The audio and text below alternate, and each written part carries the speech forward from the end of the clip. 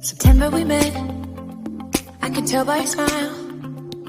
You hadn't been with I know that she was overly impressed with the shower, but she didn't hate it. Yeah, you were impressed. Couldn't leave me alone. Text me every time. Hey, so first of all, I'm just going to say hi to Mum, because my mum is an excellent internet stalker and she will probably find and watch any video I post before anyone else does. So hi Mum, love you. Okay, so I was going to start a brand new page for this, both Instagram and YouTube, but I'm lazy, so I'm not. I'm just going to continue it on from the last one. All of those videos are in private at the moment anyway. And I did try to spontaneously take a video of my foster dog, but it turns out I wasn't hitting record. So I've decided to be slightly less spontaneous and get on the camera myself. And this phone that I have, it won't let you record anything but like super up close, so it's very intimidating and I don't like it at all. Anyway, my name is Eva. Hi. Should probably use an alias of some kind, but I doubt many people are going to watch this anyway. So I have started this video to talk about my foster dog experiences. I thought about fostering a little while ago, was kind of umming and erring about it, and I inquired with a local shelter that they have all sorts of dogs there. I believe they're a no-kill shelter. They have, they have a lot of dogs. I know someone who had adopted from there previously. Unfortunately, they had to take their dog back. But anyway, they were really nice with my inquiries. But while I was thinking about it, because, you know, typical depression brain was thinking about all the things that could go wrong. While I was thinking about it, someone from a greyhound adoption agency posted in my local suburb community Facebook page saying that they were quite desperate for foster carers for greyhounds over the Christmas holiday, because a lot of their foster carers go away for holidays and so they have an influx of dogs. And I just spontaneously thought, sure, why the hell not? You know, doggos need somewhere for Christmas. I don't have all that much on for Christmas, so thought it'd be a good time to start. And so that is how I got this little girl here. Oh, are you serious? I can't turn the camera around. Hold on, let's see if I can do this. Nope, I took a photo. Okay, it seems there is no way to turn the camera around. That's a big flaw. 1+7. Anyway, I'm just going to do this awkwardly. This is Shirley. Hi, Shirley. So in the future, if I'm going to do a video that's predominantly got her in it, I will face it the other way, I guess, or get some sort of program to use. So the story with Shirley. So Shirley is my first foster dog. She's my first greyhound that I've ever looked after. And I didn't really have much time to overthink it with Shirley, because what happened is sorry, I'm just thinking in my head about which direction I want this video to go. I put my hand up for the post about looking after dogs over the Christmas and thinking it would still take a little while. And I had a chat on the phone to the lady and she said, you know, someone will come around in the next couple of days to just have a look at your house and maybe bring a dog with them to see if you get along. And I was like, okay. Freaked out a little bit about having someone in my house. I've had some clutter issues that recently, I wouldn't say got fixed, but recently have improved a little bit. So I was a bit nervous about having someone in my house. But anyway, I think about a few hours later, she called saying, look, we've got a bit of an emergency situation. Would you be able to look after a dog? I think from tomorrow, I think it was. So what happened is, I'll use false names, I guess. So this lady, Patricia, she's a foster carer, but she also has a rescue adoption dog of her own. So we'll call, I don't think you need to use fake names for him. I think his name is Dodge or Bruce, something like that. And so she's got her own adopted dog. Then she had a foster dog, Milo. And Milo had recently been adopted. And the people who adopted him had him, I think, for a few days. And he had extreme separation anxiety. And so then they got very nervous about, I guess being dog owners, I think. And they wanted to give him back. So the day that they found out about this was the day that Patricia was supposed to be getting Shirley to foster. Shirley was literally having her operation, I think that day. So it was a bit of a whirlwind.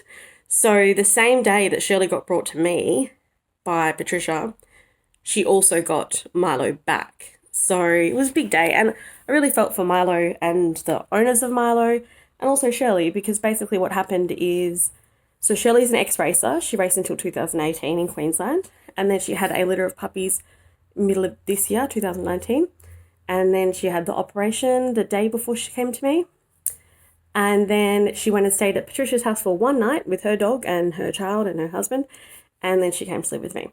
And Milo went from I don't know where to Patricia's house, to his new owner's house, back to Patricia's house. And I can kind of understand why that happened, because Patricia has got a young child, another dog, herself and her husband, and she's home most of the day. So that's ideal greyhound environment, really. And I don't know what the other family situation was, but I know it was very different to that. And so I think they just got a bit nervous that they weren't doing a good enough job. And something that I'm learning to understand is that I imagine with any rescue, but particularly greyhounds and particularly ex-race dogs, is that there is definitely a transition period. I've only had Shirley for just over a week and she's already changed personality several times. So yeah, that was unfortunate, but it meant that I got Shirley without having to think about it too much, and she is here now. And today sorry, this video is probably getting a bit long, but today this weekend we went to an adoption event, and I was so impressed with her. So she's normally a bit nervous around dogs, but obviously because she's been around greyhounds her whole life, it was like they were other humans. She didn't even register that they were dogs, because she's great with humans. So that went really well, but the people that I took her to meet weren't really looking for, it seems that people are really looking for particular types of greyhounds when they're adopting, and I think they have an idea in their head of what they want, and then if that doesn't meet that, then they don't get it. And that's good. I'd rather someone, I don't want someone to settle on her, basically. And I understand as well, because it's a long-term commitment, and there are some really aesthetically cute greyhounds, and I understand if people would prefer that. Not that Shirley's not cute, she's lovely, but she looks older than she is, and she's very medium-sized. I definitely have seen smaller greyhounds and definitely seen bigger greyhounds, and some people want the really petite ones. There was a family who was very interested in her, but unfortunately they have a cat, and they also can't take her till February. And so I sort of said, would there be a way to do a meet and greet with the cat first, because I don't know how she's going to go. And one person seemed keen on that idea, and another lady from the adoption agency was just let's not risk it, it's too risky. So I don't know what's happening there. But then she met another couple today who personally I didn't think were a great match for her, but could be quite good. But they unfortunately, they met another dog today as well, and they ended up choosing her. She was a bit younger, which personally I thought Shirley might have been a better match for them, because they were a bit elderly and they were a bit on the slower side. I mean, I'm not fast either, but not quite as, I don't know. But understandably, they wanted one who was going to last a bit longer, basically. I think they didn't want to deal with the emotions of a dog who might not last very long. So that has been our whirlwind of a weekend. She also went and met some friends of mine this weekend as well. But the point of starting this channel was partly for myself to have something to look back on for my journey of dog adoption and to keep me going with fostering. And partly because one of the things that I looked up, because obviously I didn't have much time to research this, but one of the things I looked up since getting her was fostering a dog when you have depression. And I got a lot of fostering dogs who have depression videos come up, but not really anything that I was looking for. And, you know, I've had a heavy few years, and I was kind of hoping that fostering would do a bit more for my mental health than it has. And so I wanted to,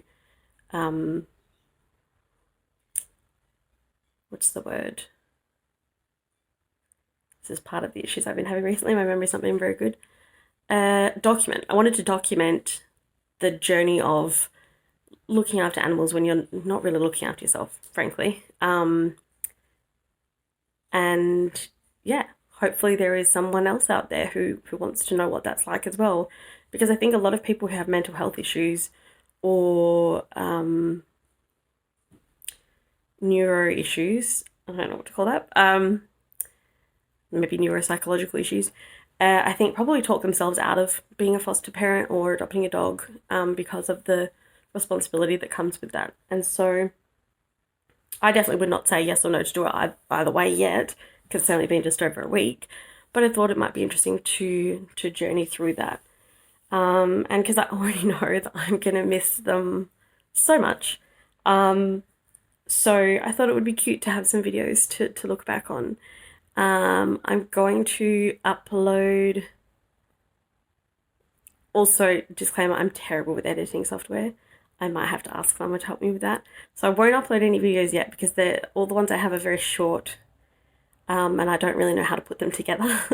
But I will start taking some with YouTube in mind. So thank you for joining me and Shirley, and I will speak to you soon. Bye, Mum.